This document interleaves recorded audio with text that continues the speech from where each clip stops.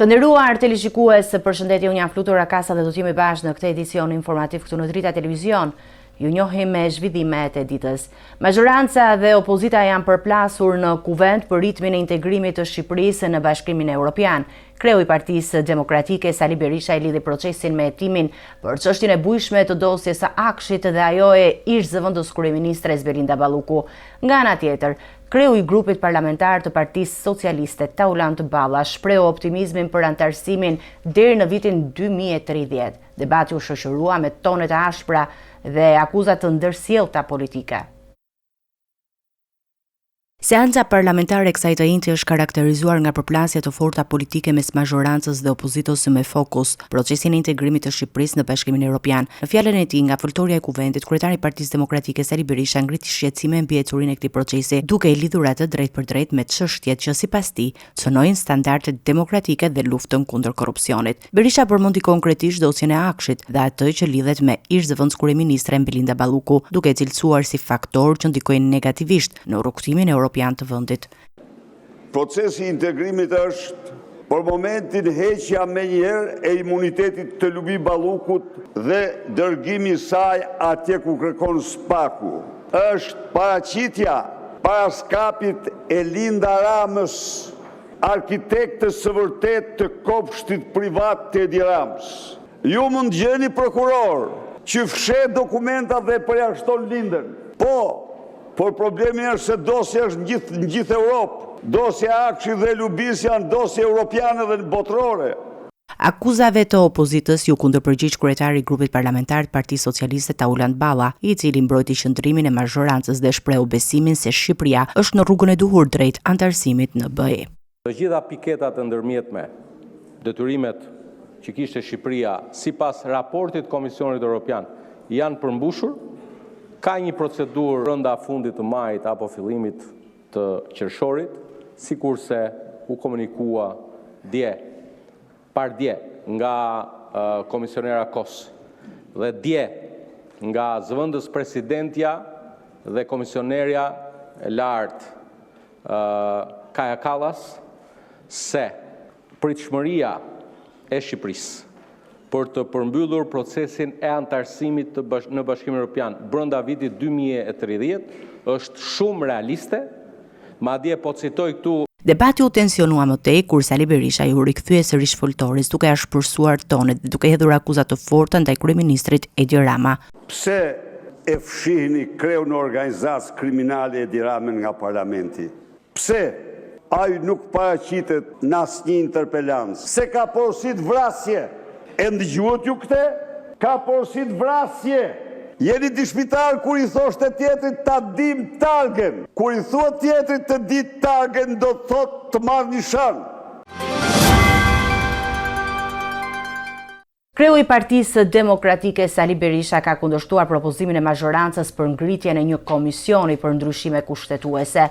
Ai akuzoi Partinë Socialiste se kërkon të ndërhyjë në kushtetut për të kufizuar veprimtarinë e SPAK-ut. Berisha deklaron se opozita nuk do të bashkojë votat me qeverinë për këtë nisëm. Debati mbetet i fokusuar tek sistemi zgjedhor dhe reforma kushtetuese. Kryetari i Partisë Demokratike Sali Berisha ka reaguar ndaj propozimit të socialistëve për ngritjen e një komisioni të posaçëm që do të krijonte ndryshime kushtetuese për fshirë reformën zgjedhore dhe çështjen e numrit të deputetëve në kuvent. Berisha hodhi poshtë këtë nismë duke e cilësuar si një përpjekje të majorancës për të ndikuar në funksionimin e institucioneve të drejtësisë, veçanërisht të prokurisë së posaçme. Ai deklaroi se Partia Demokratike nuk do të japë votat e saj për ndryshime që sipas tij synojnë dobësojnë SPAK-un. Dhe njëherë ne nuk bashkojmë votat me Edi Ramën, absolutisht, dhe ai po përgatit se tani problemi i tyre është lufta kundër skapit, se këtu do të dalin ata, apo jo. Po të harrojnë se do marrin kur një vot të Partisë Demokratike, mbasi tani ata e kanë betejë politike, nuk e kanë betejë në interes të qytetarëve. Berisha theksoi gjithashtu se opozita ka si prioritet ndryshimet e sistemit zgjedhor në një model proporcional kombëtar me lista të hapura, duke e konsideruar këtë si një reformë të domosdoshme për përfaqësimin politik në vend. Partia Demokratike ka ra dakord me kërkesën e aleatëve të vetë dhe të tjerëve në përpjekjen më serioze për të gjetur në kuptimin më të gjerë si opozitë, më të drejtë dhe më të ndershëm, se cili pjesë të vetë, kjo është ai ligj dhe ne e bëjmë. Kushte të cilat kërkojnë të pengojnë këtë ne nuk pranojmë, kushte s'kemi pse pranojmë, sepse ne nuk gjykojmë se pas zgjidh problemin elektoral mund të ketë një reformë kushtetuese. Nga ana tjetër, majoranca ka propozuar një paketë diskutimi në kuadër të reformës, ku përfshihet edhe ulja e numrit të deputetëve në kuvend. Debati mes palëve mbetet i hapur, ndërsa reforma zgjedhore dhe kushtetuese pritet të jetë një nga çështjet më të rëndësishme të diskutimeve politike në vijim. Debati në kuvend u përshkallëzua mes opozitës dhe qeverisë për investimin në industri ushtarake. Deputeti i opozitës Klevis Balliu hodhi akuza për shitje të 200 aksionesh dhe lidhje me figura të kontestuara ndërkombëtare. Sipas tij, një kompani është përfshirë në transaksione të dyshimta për përfitime të mëdha financiare nga shteti, ndërsa ministri i mbrojtjes Ermal Nufi hodhi poshtë akuza duke i cilësuar si të pabazuara dhe të dëmshme për sigurinë kombëtare. Seanca parlamentare është shoqëruar me akuza të drejtë për drejta mes majorancës dhe opozitës në lidhje me në industrinë ushtarake në vend. Deputeti i Partisë Demokratike Klevis Balliu deklaroi se 49% e aksioneve të një kompanie janë shitur për vetëm 450 euro tek një shtetasi huaj, të cilin ai e përshkroi si mik të kryeministrit Edi Rama dhe të lidhur me biznesmen të nivelit të lartë në Rusi. Kompani që deklaronte 10 miliona euro xhiro, 49% e kësaj kompanie i shitet një personi që quhet Ron Jefet. Ron Jefet, miku i Edi Ramës, një njeri ky që ka ardhur dhe ka kërkuar edhe të blej borxhin e Shqipërisë, një njeri ky që bashkëpunon edhe me biznesmen të niveleve më të larta ruse, një njeri ky i cili është në hetim për afera korruptive të majme, jo vetëm në Shqipëri, po në gjithë botën, blen këtë 49% të kësaj kompanie për vetëm 450 euro. 450 euro kushtoi kompania që bënte xhiro me miliona e miliona euro. Dhe çfarë ndodh?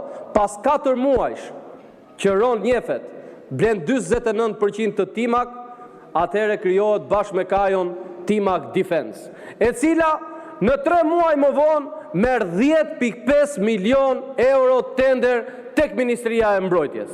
Nga ana tjetër, ministri i mbrojtjes Ermal Nufi reagoi duke i cilësuar këto pretendime së të nxituara dhe të pabazuara, duke theksuar se çështje të tilla lidhen drejt për drejt me sigurinë kombëtare dhe nuk duhet të trajtohen me retorikë politike.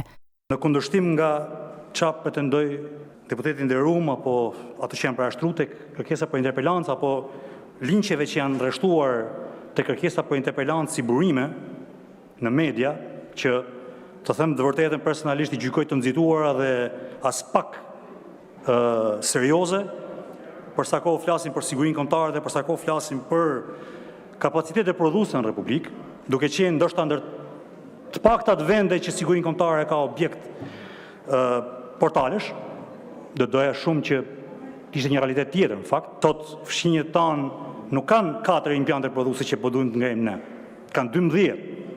Sot fshinjet tanë kanë 5 miliardë euro në vit fitime nga industria ushtarake, përveç faktit që forcat e tyre të armatrosa dhe forcat e tyre të sigurisë kanë rezerva të garantuar për sigurinë e tyre kombëtare. Te ne, ngritja e një shoqërie që rrjedhzon industrinë ushtarake shikohet me dyshim dhe shikohet me drithije për shkak se kjo shoqëri funksionon me partner privat. Patjetër që funksionon me partner privat, sepse janë ata që investojnë kapitale, që nga themelimi i shoqërisë Kajo në tetor të vitit 2024 e deri më sot, i gjithë kapitali investuar nga buxheti i shtetit për shoqërinë është 3 milionë euro, nga të cilat 33% e tyre mund të jenë shpenzuar dhe kryesisht ato janë për mbajtjen e stafit, pagave dhe operacioneve bazike të shoqërisë në Republikë. Debati mbetet i hapur, ndërsa akuzat dhe kundërakuzat pritet të vijojnë edhe në seancat e ardhshme parlamentare, duke reflektuar tensionet e vazhdueshme politike që lidhen me transparencën dhe sigurinë kombëtare.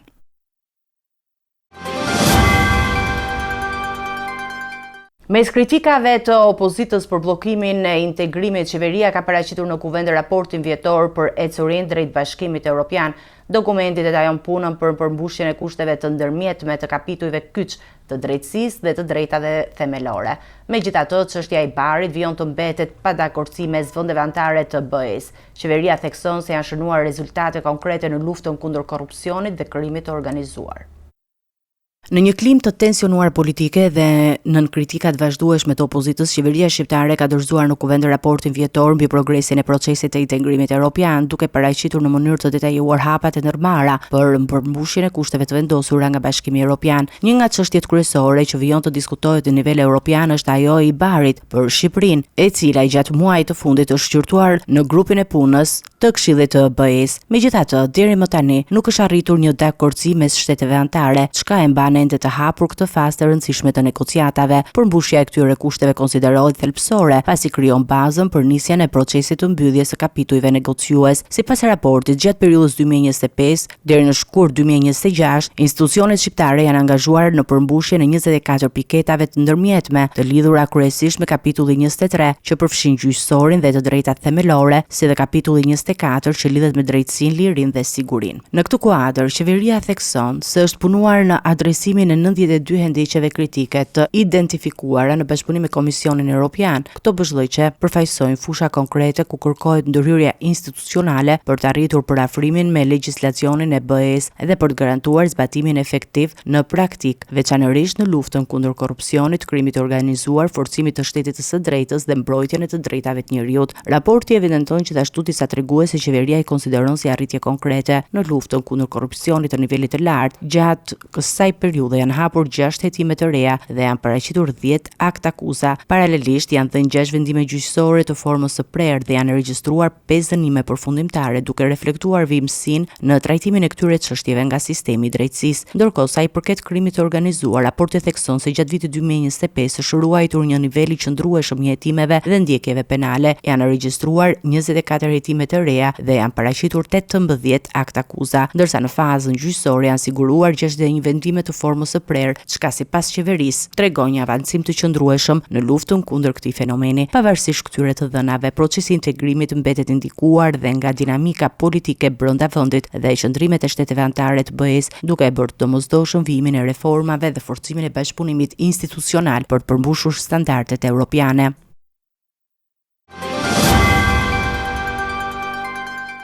Është ndarë nga jeta në moshën 89 vjeçare akademiku i njohur Recep Qosja, një nga figurat më të shquara të kulturës dhe mendimit shqiptar. Ai u përcoll në heshtje në prani të familjarëve sipas amanetit të tij pa ceremoni zyrtare. Reagime të shumta erdhën nga politika dhe bota akademike, duke cilësuar humbjen e tij të pazëvendësueshme.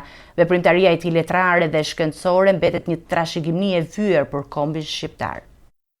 Një nga mendjet më të ndritura të kombit shqiptar, akademiku Recep Qosja, është ndarë nga jeta në moshën 89 vjeçare duke lënë pas një trashëgimi të jashtëzakonshme në fushën e letërsisë, kritikës dhe mendimit politik. Shkrimtari dhe studiuesi u shua në ditën ndërkombëtare të librit dhe u përcoll në banesën e fundit në mënyrë të thjeshtë, në prani të një rrethi të ngushtë familjarësh, në respekt të amanetit të tij. Familja bëri të ditur se nuk do të organizohen ceremoni pritjeje dhe kërkoi mirëkuptimin për respektimin e zis. Reagimet nga figurat më të larta shtetërore dhe politike nuk munguan. Presidenti Bajram Begaj e cilësoi Qosjen si një akademik të rrallë që iku nga Panteoni, duke ju referuar veprës së tij, ndërsa kryeministri Edi Rama i dha lamtumirën me fjalët "lamtumir shqiptar i mirë". Homazhe dhe vlerësime erdhën gjithashtu nga shkrimtar, studiues dhe gazetar. Qosja vlerësohet si një ndër figurat më të rëndësishme të mendimit shkencor, letrar dhe politik shqiptar. Ai është antar i Akademisë së Shkencave dhe Arteve të Kosovës dhe antar jashtëm i Akademisë së Shkencave të Shqipërisë, duke u shquar si një mbrojtës i identitetit kulturor dhe gjuhësor shqiptar dhe një zë me peshë në debatet kombëtare. I lindur në vitin 1936 në Vuthaj të Malit të Zi, ai ishte një figurë kyçe në momentet më të rëndësishme të historisë moderne shqiptare, duke kontribuar në çështjet kombëtare dhe në proceset politike që lidhen me Kosovën, përfshirë edhe konferencën e Rambujës. Autori i 10 veprave përfshirë studime për letërsinë, romane, drama dhe publicistik. Qosja ngriti standardet e letërsisë shqipe dhe trajtoi tema thelbësore të identitetit dhe kulturës kombëtare. Ndër veprat më të njohura të tij përmenden Historia e letërsisë shqipe,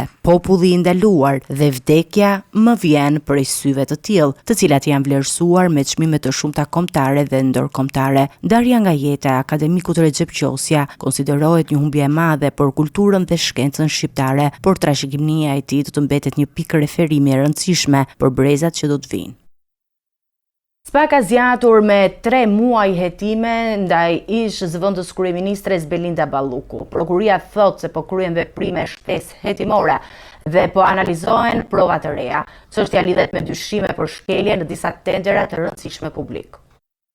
Hetimet ndaj ish zëvendës kryeministres dhe ish ministres së infrastrukturës dhe energjisë Belinda Balluku janë shtyr me 3 muaj të tjerë nga prokuroria e posaçme. Sipas arsyetimit zyrtar, prokurorët po vijojnë me veprime të tjera hetimore që konsiderohen të domosdoshme për zbardhjen e plotë të çështjes. Vendimi për zgjatjen e afateve është firmosur me 13 prill nga prokurori i posaçëm Dritan Prençi dhe i është komunikuar palëve mbrojtëse me një dokument prej mbi 100 faqesh. SPAK thekson se nevojitet kohë shtesë për marrjen e dëshmive nga persona që dyshohet se kanë dieni mbi rrithanat e hetimeve përfshirë ish vartës dhe bashkëpunëtor të afërt të Ballukut. Po ashtu vijon ekspertimi i celularëve dhe pajisjeve elektronike të sekuestruara gjatë kontrolleve të kryera në fund të vitit 2025 dhe në fillim të vitit 2026. Hetimi lidhet me dyshimet për shkelje të barazisë në tendera në bashkëpunim me projektin e tunelit të Llogaras dhe procedurat të tjera të Unazës së Madhe. Sipas SPAK, nga zbërthimi i celularit të ish kreut të ARSH-s Erviz Berberi janë gjetur mesazhe që sugjerojnë komunikime për përcaktimin e tenderave. Në dosje përmendet edhe Eral Telezi, ish administrator i Korporatës Energjetike Shqiptare, Gedian Gjylishi, kreu i ARSH-s, si dhe disa ish vartës të tjerë të ish ministres. Ndaj Ballukut janë në fuqi masat e sigurisë, ndalimi i daljes jashtë vendit dhe pezullimi nga ushtrimi i funksioneve publike, megjithëse ajo është larguar nga detyra qeveritare. Më herët SPAK kishte kërkuar edhe arrestimin e saj, por kërkesa nuk u miratua. Eduard Merkaj ka dhënë dorëheqjen nga drejtimi i Agjencisë Mbikëqyrjes Policore. Në vend të tij është emëruar Klevis Qose, ish drejtori i përgjithshëm i burgjeve. Emërimi vjen pas disa zhvillimeve dhe kritikave që kanë prekur agjencinë në muajt e fundit.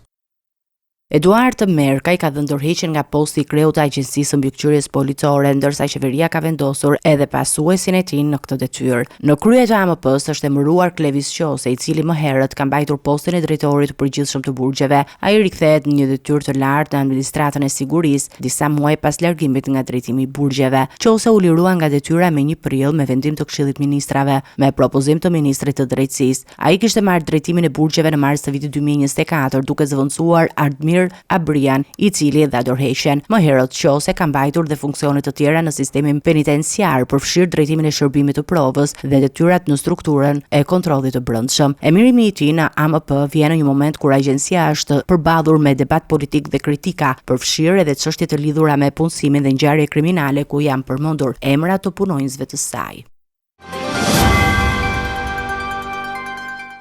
Vijojnë kontrollet ndërkombëtare dhe hetimet e SPAK-ut ndaj call centerave të dyshuara për mashtrime financiare. Një operacion i përbashkët me autoritetet franceze dhe Eurojust ka çuar në verifikimin e disa ambienteve në Tiranë. Hetimet lidhen me një skemë investime shtrërreme në kriptomonedha me viktima kryesisht shtetas francez. Dëmi të dyshuarve financiar shkon në 1 milion euro në total.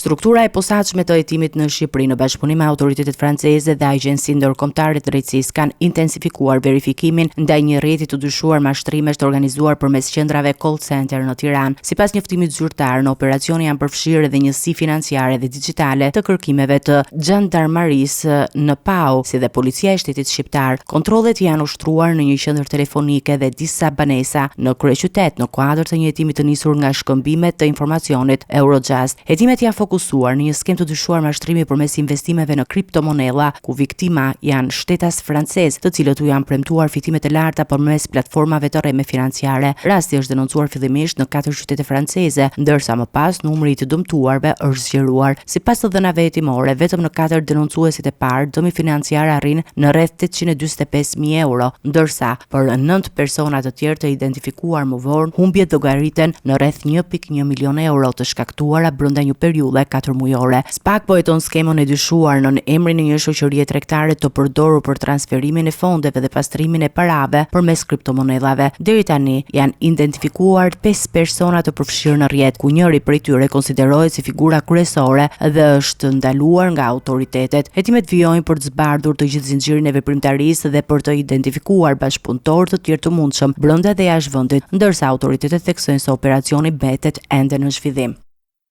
Një 16 vjeçar mbeti i plagosur në fshatin Bullgarec të Korçës pas një konflikti me një 19 vjeçar. Shkak i sherrit dyshohet të ketë qenë një bas i lidhur me një lojë me letra në një lokal. Policia ka arrestuar autorin e dyshuar dhe ka sekuestruar armën e krimit.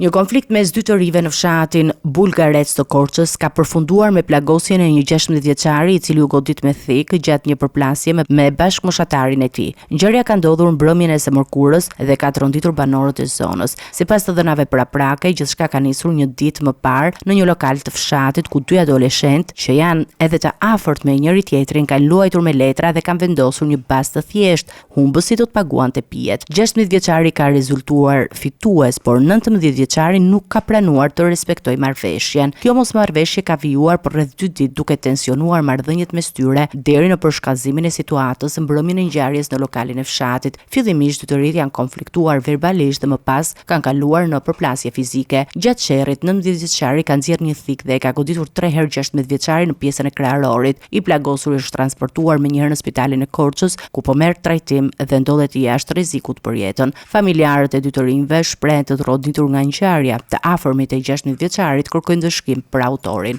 Ne hyni me delnim që kur ishin pleqt dhe jatje jam e këtia. Edhe fëmija s'kan patur apo djali tim. Po tani çfarë kërkoni? Po çfarë të kërkojmë? Të shoh një djalën si është, pastaj të se si na i beri kështu ai djali. Nga ana tjetër, familja e 19 vjeçarit pretendon se konflikti ka nisur pasi i plagosuri ka goditur i pari me sende të forta. Po, ardhi në shtëpi. I tham çfarë ke beri, i folëm, pse i ke beri këtë veprim, tha po më goditi, më beri tërgjak, tha dhe. Unë e godita, tha. Nuk e shisherit. E djali i qetë, e djali punëtor, vete në shkollë, vete ashtu. Ky e ka goditur, e ka zgjuar poshtë. Kanë pasur një konflikt më Nuk, jo, po ne jemi jetanet, po nëna ime i ka djemë të dajo. Policia ka arrestuar në flagrancë 19 vjeçarin të identifikuar si Arbër Mërsina, i banues në Bullgarec. Në cilësinë e provës materiale janë sekuestruar thika e dyshuar si armë e krimit dhe celulari i tij. Hetimet vijojnë për të sqaruar plotësisht rrethanat dhe dinamikat e ngjarjes. Deputetët e Kuventit të Kosovës kanë vetëm 5 ditë për të zgjedhur presidentin e ri. Mungesa e një marrëveshje politike rrezikon bllokimin e procesit. Opozita paralajmëron bojkot nëse kandidaturat mbeten partijake. Në rast dështimi, vendi shkon në zgjedhje të parakohshme parlamentare.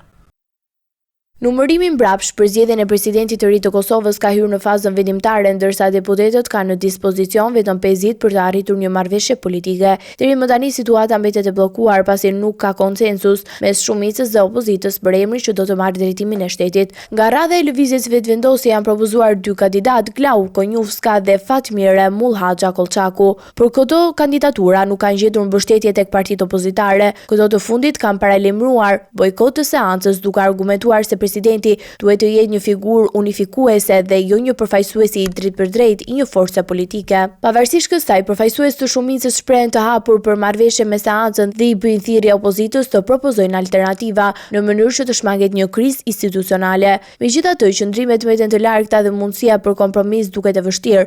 Avati kushtetues i vendosur nga Gjykata Kushtetuese e Kosovës ka dhënë me 28 prill, nëse deri atëherë nuk arrihet zgjedhja e presidentit, vendi do të detyrohet të shkojë në një zgjedhje të parakohshme parlamentare, duke hapur një tjetër sigull pa sigurie politike. Zhvillimet e ditës në vijim pritet të jenë vendimtare për stabilitetin institucional në Kosovë, ndërsa presioni mbi klasën politike rritet për të gjetur një zgjidhje që i shërben interesit të vendit. Të nderuar teleshikuesët, njihemi me parashikimin e motit.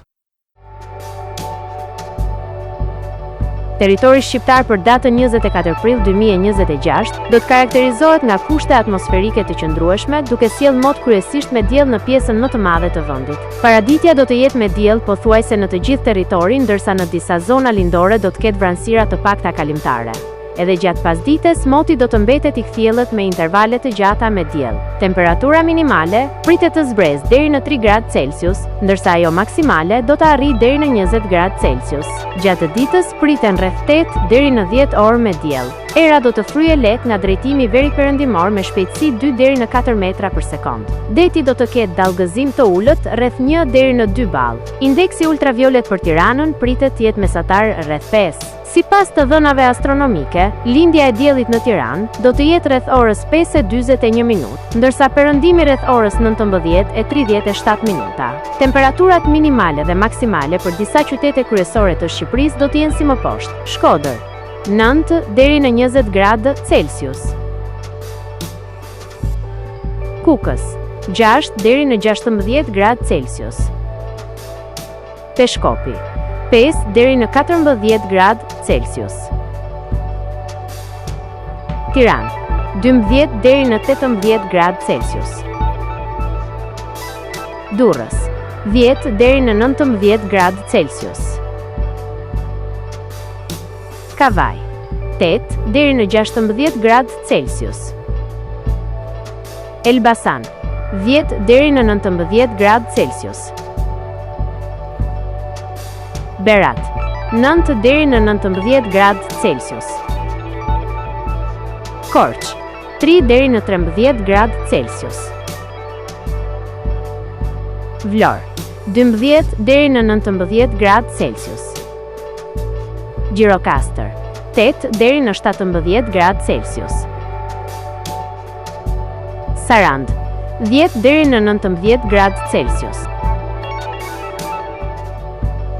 Territori i Kosovës për datën 24 prill 2026 do të karakterizohet nga mot relativisht i qëndrueshëm me vranësira të pakta dhe intervale me diell. Paraditja dhe pasditja do të kenë alternime mes kthjellimeve dhe vranësirave të lehta.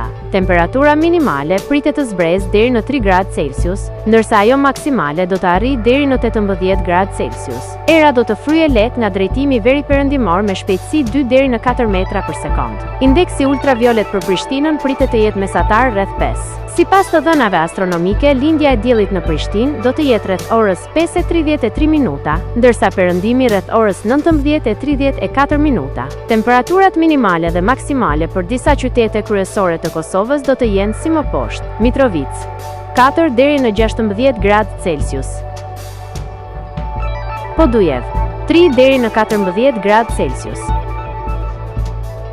Skënderaj 4 deri në 16 gradë Celsius. Pej 5 deri në 14 gradë Celsius. Prishtinë 5 deri në 15 gradë Celsius. Gjakov 8 deri në 18 gradë Celsius. Malishev 7 deri në 17 gradë Celsius. Gjilan 4 deri në 15 gradë Celsius. Ferizaj 6 deri në 16 gradë Celsius. Kaçanik 5 deri në 14 gradë Celsius. Suharek 6 deri në 17 gradë Celsius. Prizren 6 deri në 14 gradë Celsius. Të nderuar teleshikues, ishte gjithçka e përgatitur në këtë edicion informativ. Për më shumë zhvillime dhe informacione të reja, klikoni në faqen tonë zyrtare drita.tv. Mund na ndiqni në rrjetet sociale, Facebook, Instagram, YouTube, ku jemi me përditësime në çdo kohë. Vazhdoni të qëndroni në shoqërinë e programacionit Drita, bashkë me u takofshim në edicionin e ardhshëm.